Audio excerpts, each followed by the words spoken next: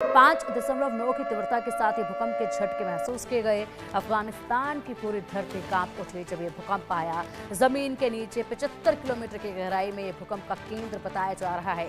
भारत पाकिस्तान के बॉर्डर पर भी ये भूकंप के झटके महसूस किए गए हैं।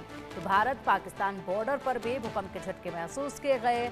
लगातार एक के बाद एक अलग अलग इलाकों में भूकंप के झटके महसूस किए जा रहे हैं और अब यहाँ पर 5.9 तीव्रता के भूकंप के झटके महसूस किए गए हैं।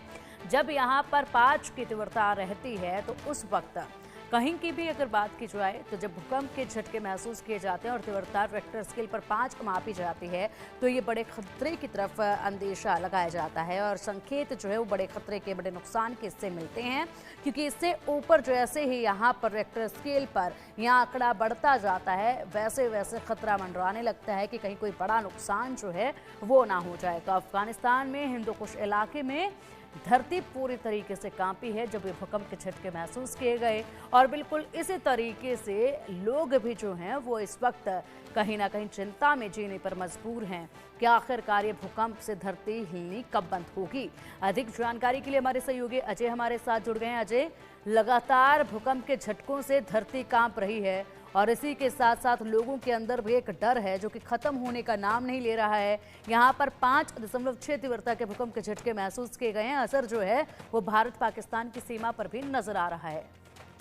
देखिए, बिल्कुल पिंकी, जिस तरीके से लगातार भूकंप के झटके दुनिया के अलग अलग देशों में देखने को मिले हैं और खासतौर पे म्यांमार में जो हुआ, जो थाईलैंड में हुआ, वो अभी भी लोगों के जहन को उस तरह से झंझोड़ कर रख गया है कि कहीं भी अगर भूकंप के झटके महसूस किए जाएं तो लोगों को लगता है कि ये जो दशा वहां पर म्यांमार में देखी गई थी वैसी उनकी भी हो सकती है।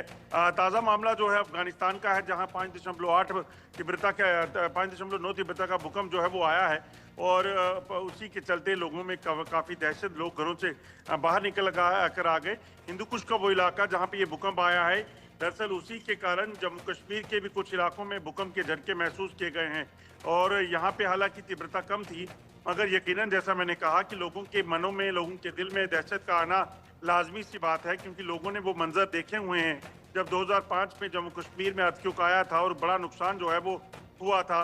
कई लोगों की जान गई थी, कई लोगों को जो है वो नुकसान उठाना पड़ा था। और उसके बाद अगर ताज़ा मामला देखें तो जैसे ही म्यांमार और थाईलैंड में भूकंप आया, उसने भी लोगों को झंझोड़ कर रख दिया है और ऐसे में लोगों ने जब भूकंप के झटकों को महसूस किया तो लोग घरों के बाहर आ गए और जो मैदानी इलाके हैं, सड़कें हैं, वहां पर खड़े हो गए ताकि उनको किसी तरह का कोई नुकसान ना हो। बिल्कुल जाहिर सी बात है, लगातार ये सिलसिला जारी है और ऐसे में लोगों के अंदर अब चिंता का सबब देखा जा रहा है। न जाने कब कहां पर कोई बड़ा नुकसान जो है वो हो जाए। ऐसे में किस तरीके से लगता है अजय कि कब आखिरकार ये सिलसिला थम सकता है, कितने लंबे वक्त तक यही सिलसिला जो है वो देखा जाएगा? क्योंकि यहाँ पर अगर 6 महीने में एक बार भूकंप के झटके आते हैं तो उस वक्त स्थिति इतनी गंभीर नजर नहीं आती है, लेकिन यहाँ पर सुबह, शाम, दोपहर, हर रोज ये भूकंप के झटके कभी भी आकर दस्तक देते हैं और उसी के साथ लोगों को डरा देते हैं। सभी के जहन के अंदर, आपने ठीक कहा, वो तस्वीरें सामने आ जाती हैं जो देखी गई थी म्यांमार में तबाही की। तो ये डर लोगों को हर वक्त सता रहा है, काम पर भी सता रहा है ये डर और घर पर भी, बच्चों को स्कूल भेजते वक्त भी डर सता रहा है।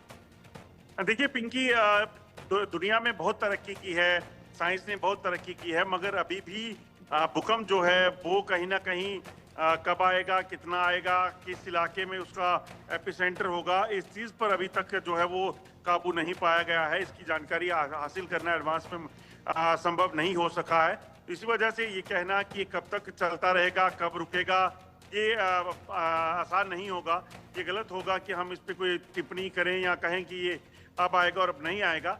मगर ये ज़रूर है कि भूकंप प्रोन जोन जो हैं, जो इलाके जहाँ पर भूकंप आने की संभावना ज़्यादा रहती है, वो इलाके जो हैं वो काफ़ी गंभीरता से जो है इस चीज़ को देख रहे हैं, क्योंकि उन्हें पता है कि अगर ये भूकंप के झटके रुके नहीं तो तीव्रता कभी कम है मगर कभी ज़्यादा हुई तो नुकसान कर सकती है।